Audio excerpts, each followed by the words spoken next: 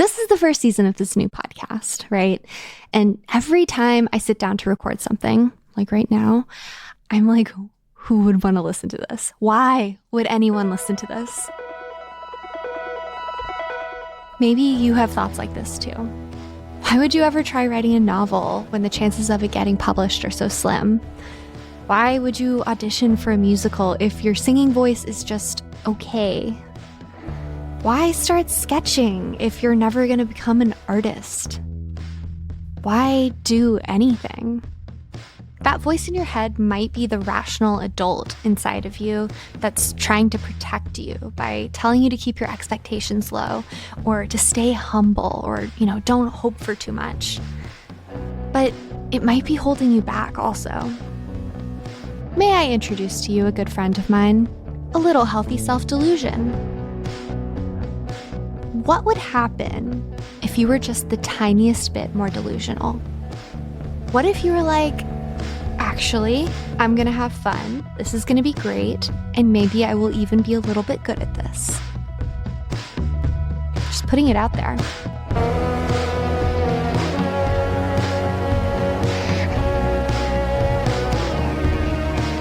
Welcome back to Try Hard.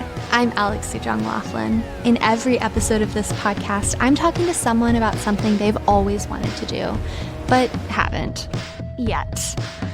First, we're digging into why they want to do it and what's been getting in the way, and then we set a challenge. They spend a few weeks prepping, and then we check in afterward to see how it goes.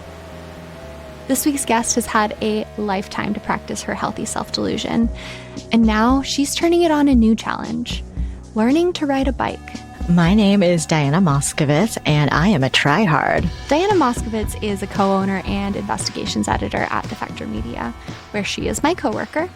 She's also working on a new book called The Woman Who Stole Fire, about the fight to include women in the Olympics. So, what is the skill that you wanted to learn? I wanted to learn how to ride a bicycle without training wheels. Huge. Okay, Huge. So I'm assuming So you have never learned how to ride a bicycle before now. No, my journey stopped with the training wheels. I had a bicycle with training wheels, but I was never allowed to take them both off. Why not?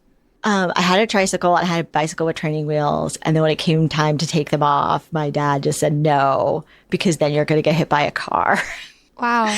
And, when you're 7 or 8, like your parents run your life. And so, and your fellow 7 or 8-year-old can't teach you because you're all too tiny. Like, you really need like a strong hand holding the back of your seat.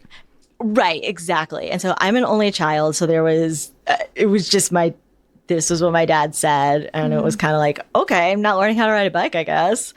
And I should say, I feel like for context, I grew up in like a very, very, very suburban part of South Florida that is very car heavy. So on the one hand, that was not the craziest thing to say. Although on the other hand, everyone else in my neighborhood learned how to ride a bike and was not hit by a car. Yeah. So at the time, like when you were a little kid, do you remember wanting to take the training wheels off? Like, was that like an actual impediment to your social life at the time? Oh God, yes. It was definitely like, she's kind of weird. She can't ride a bike. And so sometimes when kids would do things like ride their bikes, it was like, well, guess I'm not included in this group activity. I don't know. I was already kind of used to like being the weird kid. So I was just like, why was that? The big thing was when I was growing up, I didn't go to my neighborhood school because my parents sent me to Hebrew day school because they wanted me, like, for very good and noble reasons, right? They're like, you're a Jew. You should understand what that means, right? So I was kind of already like the oddball in every neighborhood because I didn't go to the neighborhood public school, you know? Mm-hmm. So in a weird way, I was like, well, now I'm even weirder. But it wasn't like I didn't have friends because of it. It was just sort of like I had to be okay with like when the occasional group activity involved bike riding, I was like, I'm going to be at home reading a book. Yeah. I'll see you guys later. Yeah, but like those like subtle moments of difference when you're little, I feel like they're so small at the time and they can feel so huge over time. They feel so big Like I think about that a lot, about how when you're a kid, and I think it might be a little bit different now because of the internet. But I was a child of the 80s, so especially like how small my world was, like I still have this vivid memory of asking my dad why there weren't more Hanukkah decorations in the mall, and him like trying to explain to me the concept of being a minority. You know what I mean? And I'm like, what are you talking about? There's so many Jews. And I'm just like naming Jews in our neighborhood. You know what I mean? Because I just couldn't fathom like the world. So yeah, like your world is really small. And so I think, like, I do think that's why not being able to ride a bike has stuck with me out of the many skills I don't have that don't bother me. But like, I do remember being the kid where I was like, I can't ride a bike. Did you understand why your dad refused to teach you? No, absolutely not. I didn't say fuck you because I was a child, but like, I thought the 7-year-old equivalent. I was so mad. I really feel like if I had just known more older kids, like I just needed, like, I look back, like I just needed a 10-year-old. Yeah. And we could have taken the screwdriver and like taken the screw off like the last training wheel and just been like, let's fucking go. But I just like didn't have a friend who was a 10-year-old. I totally would have been like, what are you going to do about it? How are you going to stop me? I was so mad. So bike riding is like childhood version of safety paranoia. And I don't mean paranoia in like a derogatory way, but just sort of extra cautiousness. Did that extra cautiousness extend to the rest of your life, like how you were allowed to move through the world, like as an adolescent or a young adult? Oh, absolutely.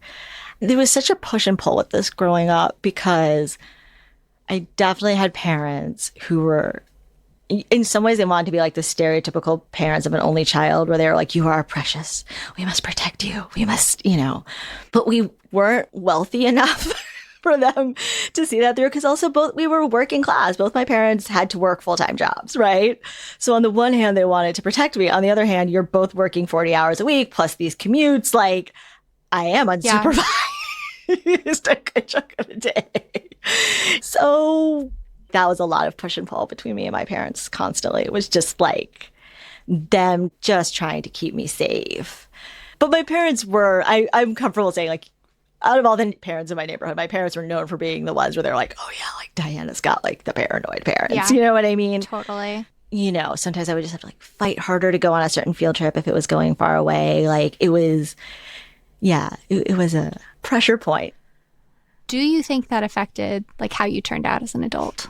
It totally did. I mean, in some ways, I think it made me very much like I am not the safety person in my marriage. It's my husband. What do you mean by safety person? Like he's the person who has the safety plan. We live in Los Angeles, so he's the person who has made the earthquake kit. You know what I mean? Like he's the safety person. You know what I mean? I was like, it'll be fine. This will be so fine. I'm the person who's like, what are the chances of something going wrong? I don't know.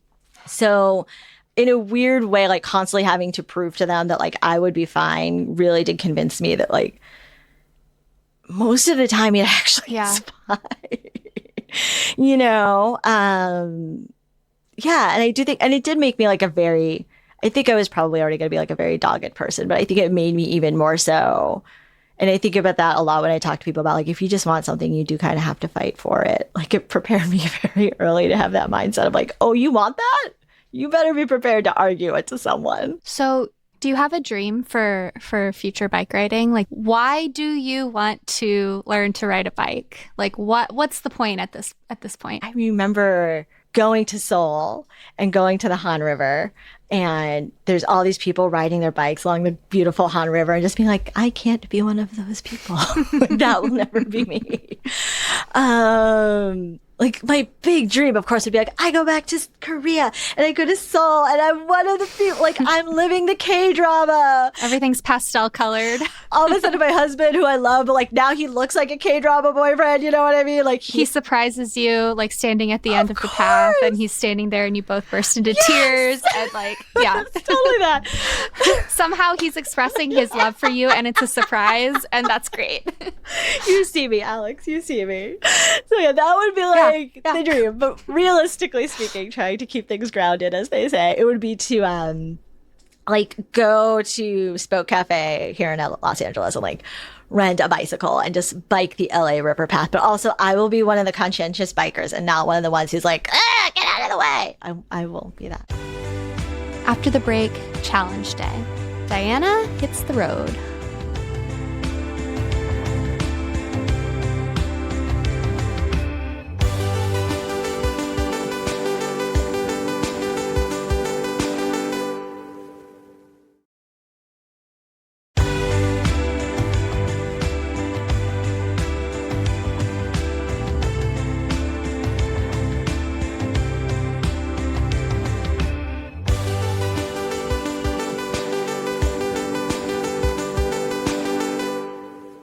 So let's talk about the challenge day. What did you do on this day? So I did some super hard, in-depth research, which is to say I Googled adult bike riding lessons in Los Angeles. And I found the lovely and wonderful Andrea Zappelia Ponte. Shout out, Andrea. But yeah, I just found her website and emailed her because she talked about teaching people, how to learn how to ride a bike. And so I just emailed her and was like, hi. And so we set up a date to meet at the Santa Monica Bike Center, right by the ocean. It's actually very beautiful. So you're right on the beach, and there's ironically a bike path, and you're right by it. So I could the whole time I'm watching people going by, doing this thing that I'm aspiring to do. This is your motivation. They're just literally riding laps around you. It is. It's so close. But so far. So watching people go by. And yeah, but it is a great setup because there's a giant beach parking lot. So you can park very easily and walk over to the bike campus. And it is an area it's a giant piece of asphalt, with some lines painted in certain sections and so forth and so forth. But yeah, it's clearly designed to teach you how to ride a bike. So how long did the lesson last, and what did it entail? Did you start by examining the bike and learning all of the parts or something? I'm imagining surfing lessons where you practice popping up on the sand. It's did you have a version of that? Kind of. Well, I should say when I reached out and we were emailing to set this up, I was like, oh. She was like, well, we'll do an hour and it'll be this much money and so forth, so forth. And I thought, I was like, oh, okay, will we do an hour? Will we do 2 hours? She was like, most people are really tired after the hour. We're probably just going to do an hour. And I was like, okay.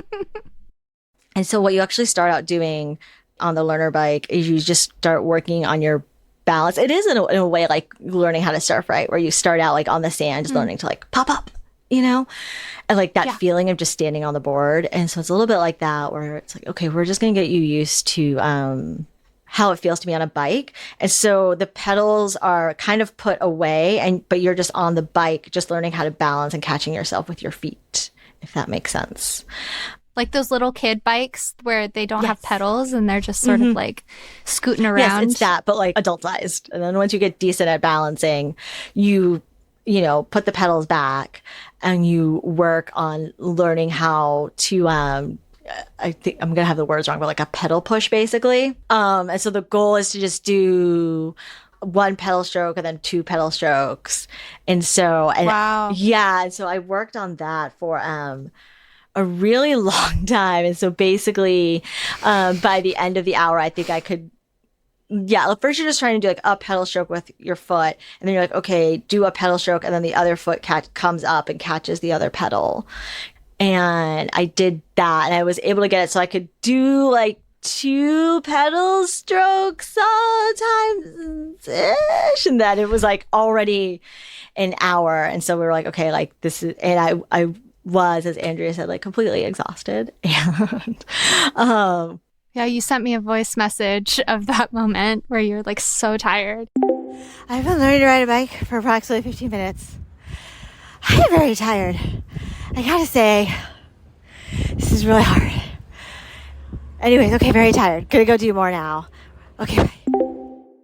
When you're like trying to do like the second pedal stroke, like you're saying you could do like one pedal stroke, maybe a second. What would happen? Like, would you lose balance?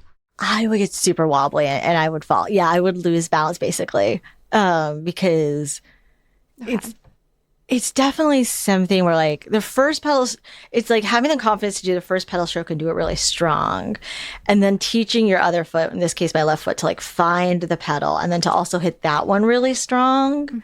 I would say the big struggle was like having the confidence to like hit them hard. You know what I mean?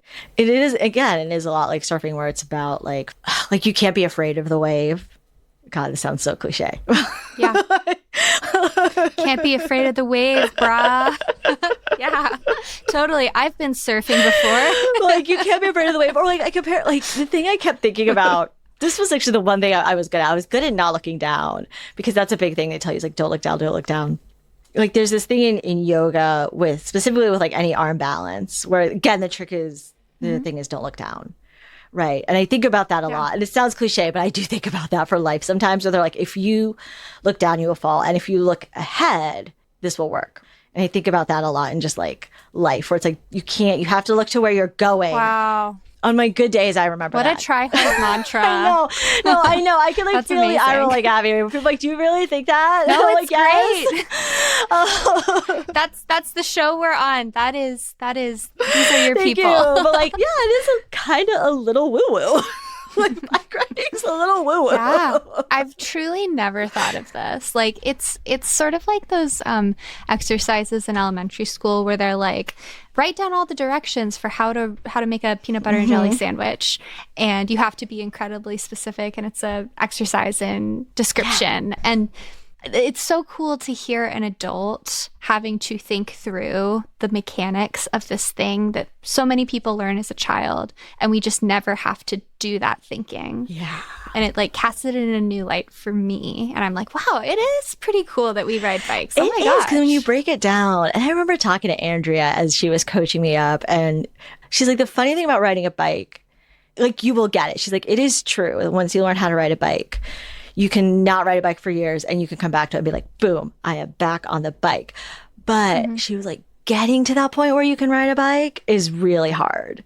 You know what I mean? And so it is like this giant chasm you have to cross in your brain, you know, like right foot go here, left foot go here. We're pedaling and just looking ahead. Nope, not going to fall, not going to fall. Like, here's my center of balance. You know, here's how I slow down.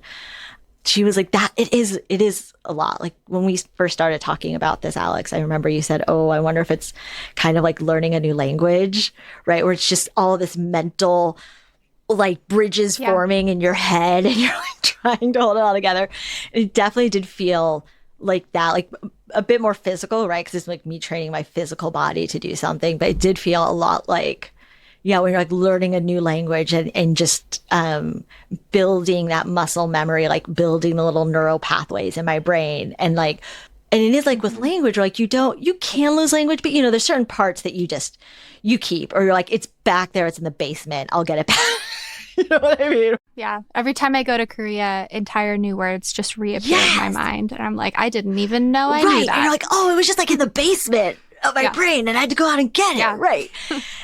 I will say I had multiple moments where like, oh my God, this is why you learn when you're a child and not an adult. Because it's just, because your brain's still, I mean, you are still kind of mushy in a way. So I think it's just easier, and it's easier. Like, it is easier to fall when you're 7 and you're 8 versus, you know, now I'm in my 40s. And like, I did fall when I was learning to ride a bike. Did it hurt? Did you scrape anything? I did. I have Band-Aids on right now. Oh my but God. It's okay. Like, it was like, you're getting the full experience. I mean, it was like, in a moment, I was like, I'm humiliated. And meanwhile, people are just like zipping by, you know, like trying to do 2 pedal steps. I'm like, oh my God. Were you embarrassed? Was there ever a point where you were like, I should not have done this? I don't think so. I'm very stubborn. I was mad at myself if anything, I was mad at myself for not being the extraordinary person who immediately, like, there's always that part of you that when you're doing something new, you tell yourself, maybe it's just me, I don't know. No, you want an A. You want an A in bike riding. I really wanted an A in bike riding. Yeah. I was like, I'm going to be the person. I'm going to nail this in 1 hour. Like, obviously. You're going to like mount the bike and she'll be like, I have never seen anybody I was like, mount a bike so gracefully. Yeah, You're a natural. In my mind, it was gonna be that moment where like, oh my God, we found Bicycle Jesus. Like, I don't even know what Bicycle Jesus would be, but obviously it's me, and she's just been in a cocoon because of her strange childhood. Yeah. But like, we have found her, and she will now deliver us. I don't know. But I also feel like, I don't know. I feel the same way about like the journalism I do, where I feel like to do any story, you kind of have to tell yourself like, this is winning the Pulitzer. And like, it's not. But I feel like I have to tell myself that, not with every single thing, but like certain things that are like a really big lift. I kind of have to tell myself that, because otherwise it's just so much freaking work. You know what I mean? Like, it's the story you have to tell yourself. Maybe Pulitzer's a little extreme, but like, you kind of have to tell yourself that. And so I feel like I was not going to be Bicycle Jesus, but like, I did a little bit have to tell myself that, because otherwise, what am I going to tell myself? Like, well, you're going to get on a bike for an hour and be exhausted and fall. And like, afterwards you could do 2 pedal strokes and then you have to go again. Like, I don't know. I do think sometimes we have to like, to do something new, especially as you get older, right? And you get set in your ways and things get comfortable. Like, you kind of have to lie to yourself just a little bit.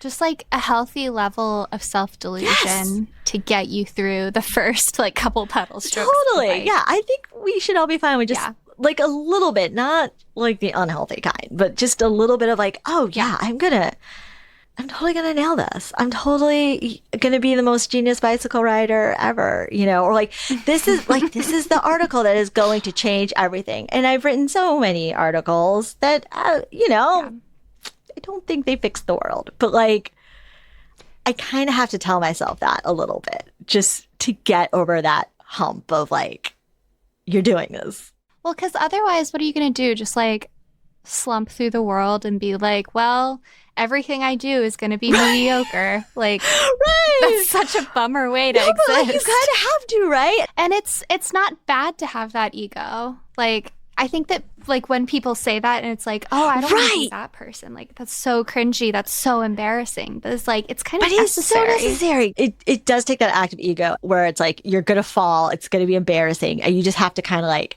have that bit of ego to be like, I'm riding a bike, fuckers. Like, or at least, I don't know. That's how it tends to go in my brain. Like, I just get, I don't know. I can be like a very stubborn person. I really can be. And it's something that I like to think can be very useful deployed strategically. Like, I am an investigative journalist. Being stubborn is like half my job, actually.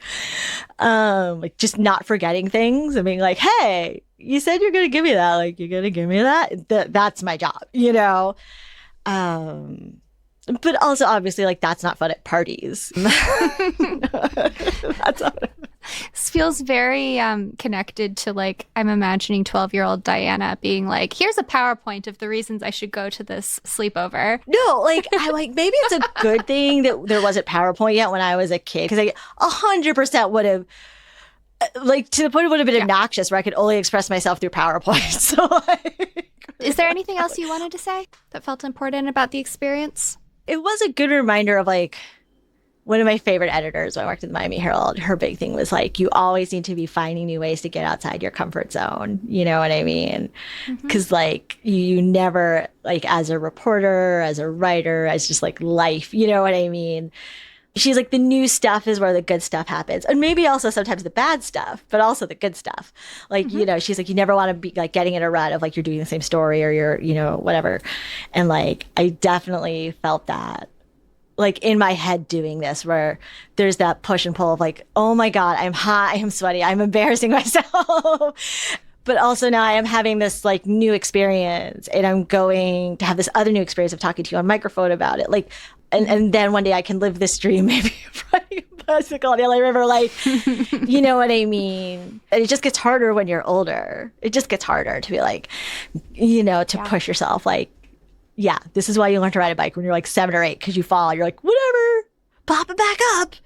And it gets harder when you're older, but it also, but like to still keep doing it, because I could have not done this and sat at home and like, you know, worked on my stories or worked on my blogs. But I'm so glad I did this.